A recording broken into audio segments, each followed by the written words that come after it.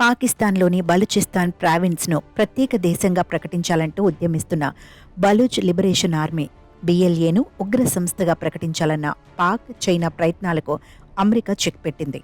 ఐక్యరాజ్య సమితిలో ఇరు దేశాల ప్రయత్నాలను అడ్డుకుంది. UN 1267 జాబితాలో BLAను ఉగ్ర సంస్థగా ప్రకటించేందుకు తగిన ఆధారాలు లేవని అగ్రరాజ్యం తేల్చి చెప్పింది. ఐసిస్, అల్-ఖైదాతో ఈ సంస్థకు సంబంధాలను నిరూపించే స్పష్టమైన ఆధారాలు లేవని పేర్కొంది. ఈ అంశంలో చైనా, పాక్ ప్రతిపాదనను అమెరికా తోసిపుచ్చింది.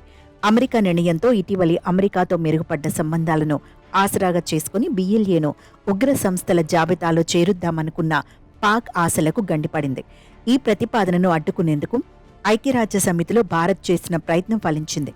ఈ విషయంలో అమెరికా మనసు మార్చేందుకు భారత్ ఫ్రాన్స్తో కలిసి ప్రయత్నించింది. దీంతో ఉగ్రవాదం విషయంలో భారత అభిప్రాయాలతో అమెరికా ఏకీభవిస్తోందన్న గట్టి సందేశం దాయాది దేశం పాకిస్తాన్కు పంపించినట్లయిందని విశ్లేషకులు చెబుతున్నారు.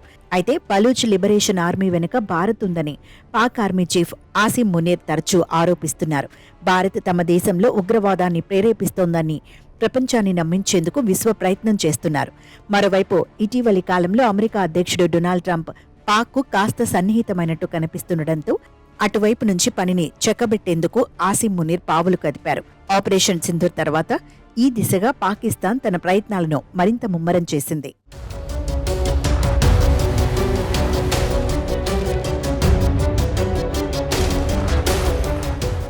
మరోవైపు బలూచ్ లిబరేషన్ ఆర్మీతో పాటు దానికి అనుబంధంగా ఉండే మాజిద్ బ్రిగేడ్పై అంతర్జాతీయ ఆంక్షలు విధించేలా చైనాతో కలిసి పాకిస్తాన్ ప్రయత్నాలు చేసింది.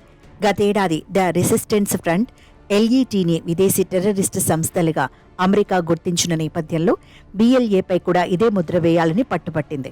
చైనా సాయంతో అంతర్జాతీయంగా పెద్ద ఎత్తున లాబియింగ్కు దిగింది.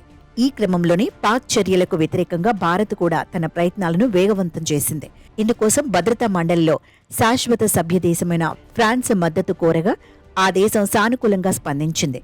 దీంతో ఇరు దేశాలు సంయుక్తంగా ప్రయత్నించి ఐరాసాలో BLAపై నిషేధం విధించకుండా ఉండేలా అమెరికాను ఒప్పించినట్లు అంతర్జాతీయ మీడియా కథనాలు వెల్లడించాయి.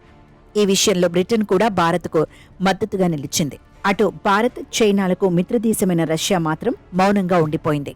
చివరకు పాక్ ప్రయత్నాలకు ఫుల్ స్టాప్ పడింది. అయితే ఐక్యరాజ్య సమితిలోని ఇతర నిబంధనల కింద బలూచ్ లిబరేషన్ ఆర్మీపై ఆంక్షలు విధించే అంశాన్ని పాకిస్తాన్ ప్రస్తుతం పరిశీలిస్తున్నట్లు సమాచారం. కాగా ప్రస్తుతం భద్రతా మండలిలో 2 ఏళ్ల కాలానికి తాత్కాలిక సభ్యదేశం హోదాలో పాక్ కొనసాగుతోంది. జనవరి 1, 2025న మొదలైన హోదా డిసెంబర్ 2026తో ముగియనుంది. అప్పటిలోగా ఎలాగైనా BLAపై నిషేధం విధించాలని దాయాది దేశం కుట్రలు పన్నుతున్నట్లు తెలుస్తోంది.